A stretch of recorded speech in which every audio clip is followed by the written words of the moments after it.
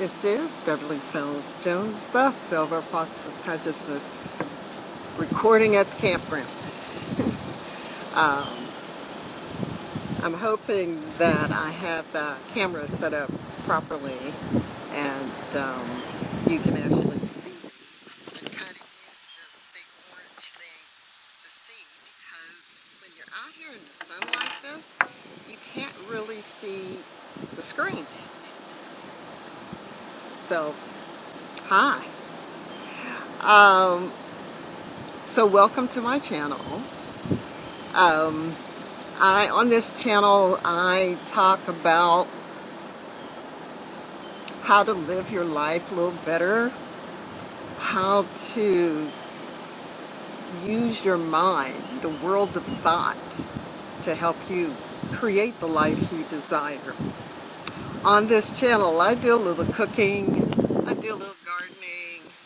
I'm getting ready to get back to my silk painting, but this is eclectic alchemy. That's the reason the name is that. Now, when I do just some voice audio, I usually put that under the Beverly Fells Jones logo, and it goes out on Spreaker and a number of other locations. But welcome, I'm glad you found me. If you are a subscriber, thank you for being here. If you haven't subscribed, please think about subscribing and hitting the bell so you'll know when I upload a video. This is going to hopefully be a short video, but a lot of times I'm going to do a short video and it doesn't turn out that way. But today I'm talking about love. Love.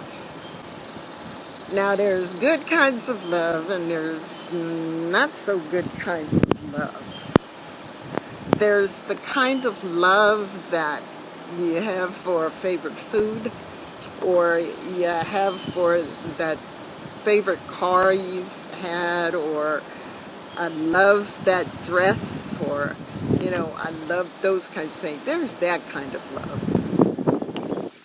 Then there's the love you have for family, and sometimes you love to hate them, but some of you have it. And there's different levels of love for family. You've got hopefully the love for your parents, the love for your siblings, and then if you have children, you have a certain kind of love for your children, and you tend to have a favorite. If you have many kids, I have two, and they're my favorites in different ways.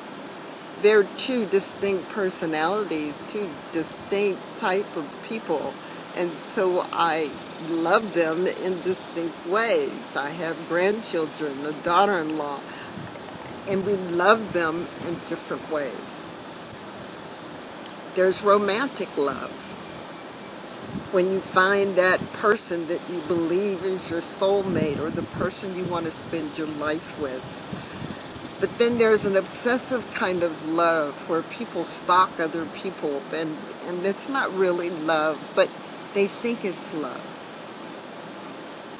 Why am I talking about love? Well, going through my Neville Goddard stuff, and I came across a quotation.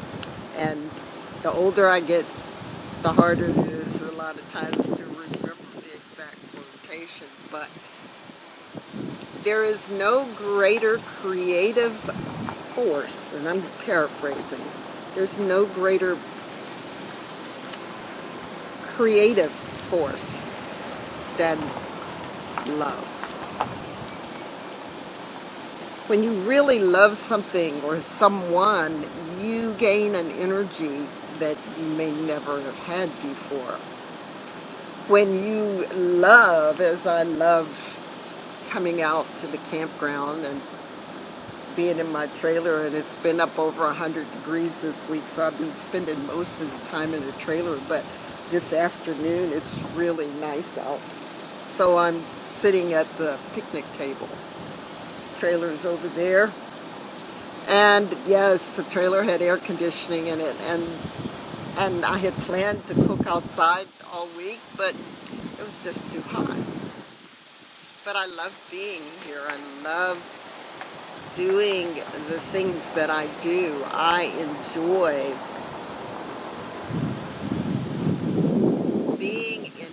nature, but I also enjoy being home in my garden, or just watching television, or talking to my daughter, or going out with friends and those kinds of things. I love doing those things.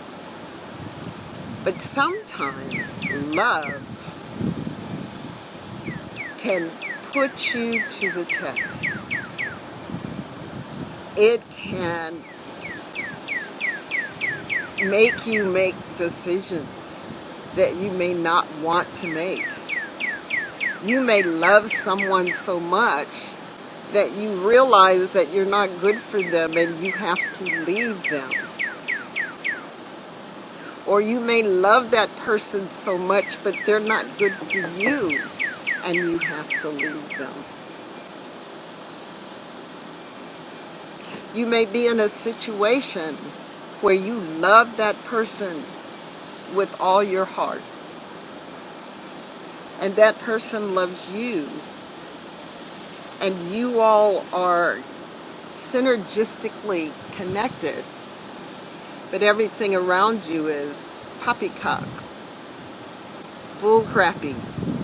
You know, I'm working hard not to cuss, but you know what I mean. Or maybe you don't know what I mean. So I'm just going to use the example because it's in the news and everybody else is harping on it, so I might as well talk about it. Meghan, maiden name Markle, and Prince Harry. If I ever saw two people who impress me in the way I see them, because we don't really know them, but from what I see and the way they treat each other and the way they look at each other, and they have weathered a huge storm. Harry in particular, because here he finally chose a wife. He chose someone that was to his standards. You know, he was a playboy. I mean, even when he was talking in their engagement video interview, and he said, when I saw her, I knew I had to up my game, give her a good chat. That said to me that immediately, however she was sitting, however she was presenting herself, he said, this isn't like all those other chicks that I've met. She isn't like all those other people that I've met. So let me have a real conversation with her and not give her all the rest of my BS that I gave everybody else. Now I'm putting words in his mouth, but that one sentence about give her a good chat and up my game basically told me where he was. Because this was a man who could just have just about any woman he wanted. In fact, all these people, there was probably more than enough women knocking on his door because they wanted the life of a princess.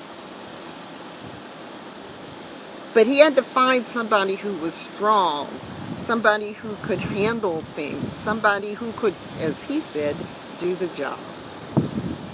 And he chose Meghan. And from the time that their relationship got out, the tabloids in the United Kingdom just went into her. I saw one statement where the guy said, oh, y'all, don't even worry about, she's not going to last. She's just a fling.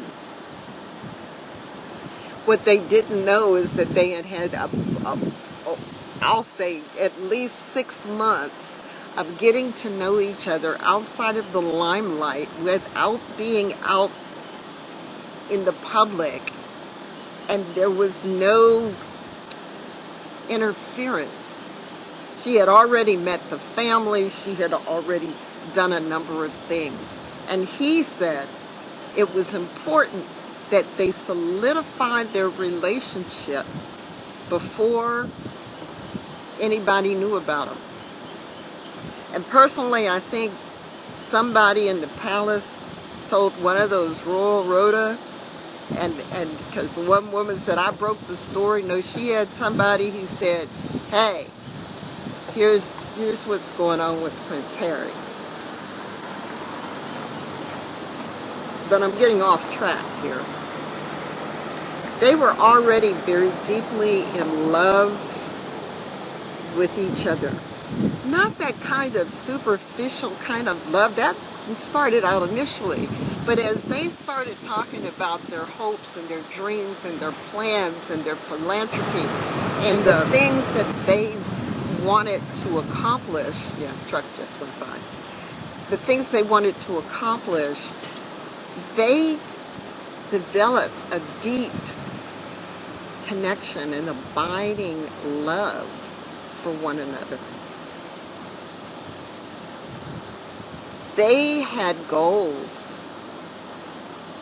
They put forth goals. They had aspirations. They had ideas about what they wanted for their life and what they wanted to accomplish. And all this was probably solidified within the first 6 months. Love is creative. The most creative power in the world is love.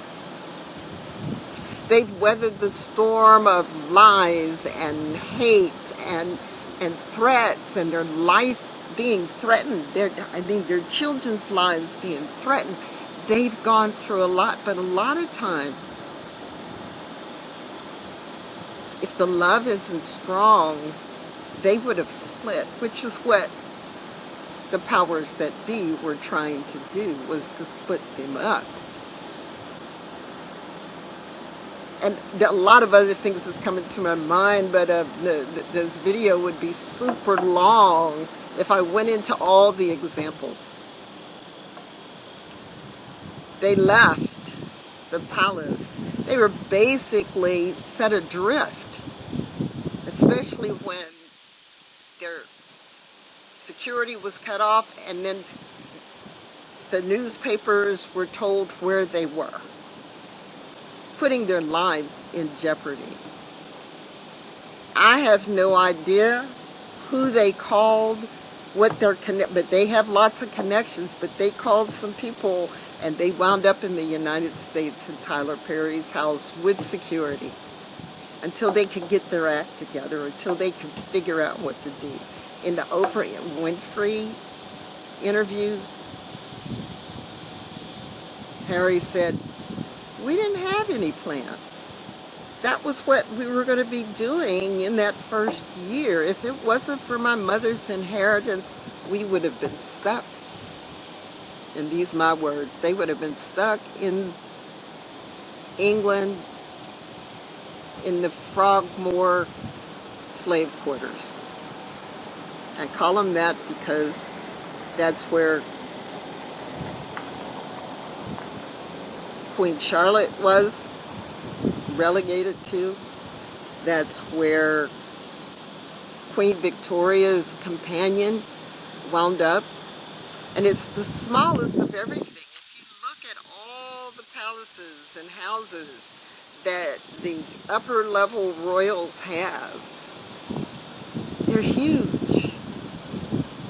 They've got 10 bedrooms and multiple bathrooms and lots of sitting rooms. And this was a 2-bedroom cottage. So in all kinds of ways and all kinds of things, they were being told, you are not worthy. Prince Harry, you're not worthy. You brought this person who was not of our aristocratic stock and was not pure blood. And that's all I'm going to say. So therefore, you're being treated differently. They weren't given the options that other people were given. When they asked for the half in and half out, no. But other people were doing the half in and half out, and they were doing their own businesses, but they did things for the Queen, and they held patronages. All these things, these obstacles that were put in their place, was to make them dependent on the monarchy. And I've done a previous video, and I talked about the fact that, example was Princess Margaret, who had an allowance and was told if you marry that person, he'd cut you off. And when you're used to living a certain way, when you're used to having a certain amount of money or a certain lifestyle, it is very difficult to go and step backwards. Again, I'm getting off point. But the whole idea is they became very creative. They got creative to get out of Canada and got to the United States. They got creative when it came time to figure out how to make money and enough money to pay for their security. Creative together. And if you follow Prince Harry and Meghan along, you see that they are creative day after day. They are very deliberate. Harry is a strategic military. He's strategic. But the love that they exude, not only for each other, but for the people around them, is very important. They have, I call it that, what do I want to call it? It is a very strong based love, based in plans and goals and a way of life that they want to create together, and they're working to do that. So when you're thinking about love, when you're thinking about being with someone, when you're thinking about your family, or if you're looking for a mate, companion, think about what you all are together. Scripture talks about being unevenly yoked. And mainly, yeah, it's talking about religion, but I'm talking about unevenly yoked when you've got different plans, where the one person has goals and a vision for their life and your life, and the other one is like, when one wants kids and the other one says, I don't want any kids. You got to figure those things out before you're together. So when you're looking and you're dealing with a romantic love, find someone that has the same kind of goals you have, the same kinds of honesty and integrity and morals that you have. And yeah, you may be, one may have been raised middle class and poor, and one may have been raised as a prince. But when you set out and you have goals, and if you have a goal of some kind of career, make sure that you make plans, strategic plans, and you ask the universe to help you do that. This is Beverly Fells Jones, the Silver Fox of Consciousness. Please give me a thumbs up, hit the bell, and subscribe. And if you're a subscriber, thank you for being here. And well, another camper is coming into the campground. Oh, and it's a nice big trailer with a heavy-duty truck. So, thank you. And as you have believed, let it be done to you. And it is so. And I will see you